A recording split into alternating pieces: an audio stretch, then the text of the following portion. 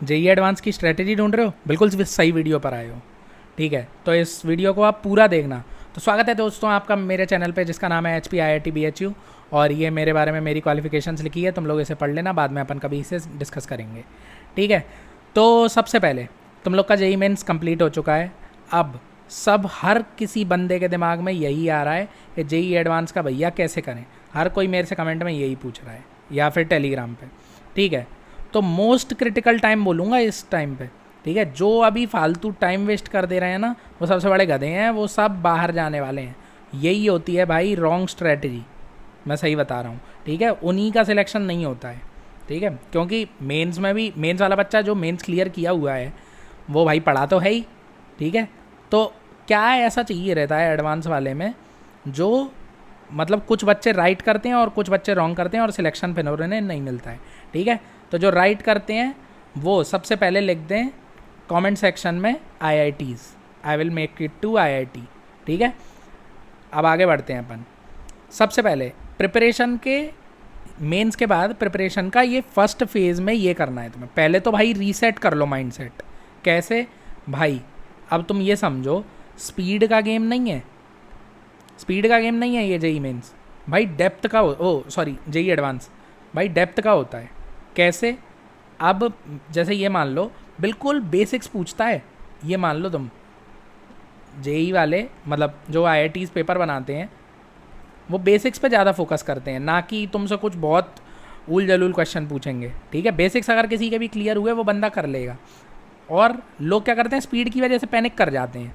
क्या भाई, मेंस में तो मैं 2 मिनट में क्वेश्चन कर लेता था, अब मेरे पे 4 मिनट में हो रहा है। अरे भाई, क्वेश्चन का लेवल भी तो टफ हुआ है, उसमें एक कंसेप्ट की जगह 3 कंसेप्ट लग रहे हैं उसमें, तो भाई ऑब्वियसली तेरी स्पीड स्लो होगी, क्योंकि सब लगाने में सोचने में टाइम जाएगा। तो ऐसा रीसेट चाहिए तुम लोग को माइंडसेट का। ठीक है, तुम वो मेंस वाले माइंडसेट पे नहीं चल सकते। और सबसे पहले तुम फॉरगेट अबाउट मेंस, सीधी सी बात है भाई। मेरे को 1000 लोगों के मैसेज आ चुके हैं कि भैया मेंस में ऐसा हो रहा है वैसा हो रहा है, एडवांस निकलेगा क्या।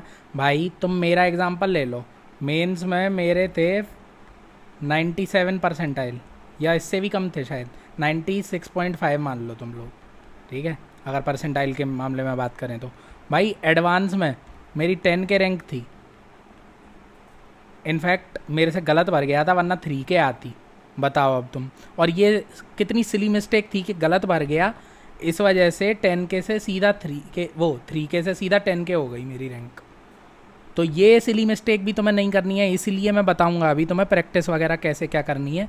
तो ये तो भूल ही जाओ कि मेंस जैसा भी गया गया, अब तुम्हें एडवांस का प्रिपेयर करना है और सीधा IIT में एंट्री लेनी है। समझ गए?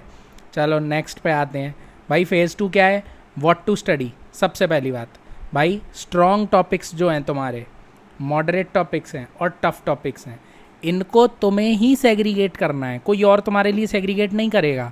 कोई करके दे भी देगा तो मान लो मेरे को स्ट्रॉन्ग टॉपिक मेरा रोटेशन लगता है और किसी और का टफ़ है वो, तो भाई क्या मतलब है।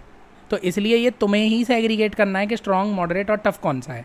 ठीक है, जैसे अब फिज़िक्स में ले लेते हैं, जैसे मेरे लिए स्ट्रॉन्ग टॉपिक्स मेरे मॉडर्न फिज़िक्स और मैकेनिक्स बोल देते हैं अपन। ठीक है, केमिस्ट्री में मान लो इनऑर्गेनिक NCERT की पढ़ ली, फिजिकल केमिस्ट्री कर ली, न्यूमेरिकल्स, ठीक है, जो कि मतलब एडवांस के लिए इंपॉर्टेंट है फिजिकल केम। ठीक है, मैथ्स में भाई एलजेब्रा, कैलकुलस। हाँ, लेकिन ये है ऑर्गेनिक अगर तुम लोगों को ढंग से आ गई तो भाई होती है वो ज़बरदस्त स्कोरिंग। क्यों? ऑर्गेनिक में टाइम लगता नहीं है, सबसे पहली बात। तो सबसे तगड़ी स्कोरिंग वही रहेगी, मैं लिख के दे रहा हूँ। मेरी वीक थी, लेकिन जिनकी ऑर्गेनिक मतलब अच्छी थी उन लोगों के नंबर मेरे से ज़्यादा आए थे, ये याद रखना। तो जो ऑर्गेनिक जिसकी बढ़िया है वो भाई उसे जल्दी से स्ट्रॉन्ग टॉपिक को कवर करे और उसके प्रैक्टिस कर ले क्वेश्चन जेईई एडवांस के। ठीक है, मैथ्स में जैसे अलजेब्रा और कैलकुलस। अब टफ को भी रख लो, जैसे रोटेशन, ऐसे ही सब सेग्रीगेट कर लो अपने मैथ्स, फिजिक्स, केमिस्ट्री। ठीक है, अब अवॉइड क्या करना है ये तुम पहले ही ये जान लो भाई, टॉपिक्स दैट है 1% चांस ऑफ कमिंग या लेस देन 1% चांस।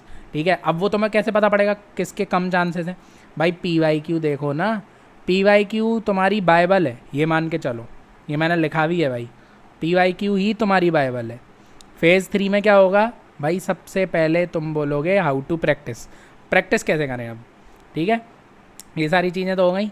टाइमर लगा के PYQ लगाओ, सिंपल सी बात है। टाइमर लगाओ और एनालिसिस करो। अब 2-3 दिन तुम हर 2-3 दिन में एक मॉक टेस्ट तुम्हारा लगाना ज़रूरी है और बिल्कुल सिमुलेटेड एनवायरनमेंट में ही दो, ठीक है। FLT मतलब फुल लेंथ टेस्ट, ठीक है। अब वही मैंने बोला ना, at same time as advance. तो जैसे तुम्हारा 9 से 12 होता है फर्स्ट शिफ्ट और 2:30 से शायद 5:30 होता है तुम्हारा सेकंड वाला, ठीक है। तो इसी टाइम फ्रेम में दिया करो, उससे तुम्हें आदत लग जाएगी कि कैसे देना है अपने को, ठीक है। और उस टाइम पे एक बॉडी का भी मतलब ऐसा रूटीन बन जाएगा कि उस टाइम मेरा दिमाग चलना है किसी तरह, ठीक है। तो वो तुम्हें उस दिन एडवांस का जो प्रेशर रहता है ना, वो फील नहीं होगा, तुम्हें नॉर्मल डे जैसा लगेगा, ठीक है। अब FLT तुमने लगा तो लिया, एनालाइज नहीं किया, बर्बादी है भाई। एनालाइज करना बिल्कुल इम्पॉर्टेंट है, ठीक है। टाइम और एक्यूरेसी देखो, क्या एनालाइज में क्या कि टाइम किस क्वेश्चन में ज़्यादा लग गया, और एक्यूरेसी कि ये वाले कंसेप्ट के क्वेश्चन मेरे पर गलत क्यों हो रहे हैं बार बार, ठीक है। तो वो मिस्टेक रिपीट नहीं करनी है। और मिस्टेक रिपीट कैसे नहीं होगी भाई, मिस्टेक नोटबुक बना लो अगर ऐसी बात है तो, अगर तुम मिस्टेक रिपीट करते हो तो एक जगह लिख लोगे, एग्ज़ाम से पहले थोड़ी सी देर में तुम रिवाइज़ कर लेना उस मिस्टेक्स को, तो वो वाली मिस्टेक्स तो एटलीस्ट नहीं होंगी एडवांस में पेपर में, ठीक है। अब अपन चलते हैं फेज़ 4 पे। उसमें क्या होता है, स्मार्ट स्ट्रेटजी। क्या एक टॉपर और एक एवरेज स्टूडेंट में क्या डिफरेंस रहता है भाई?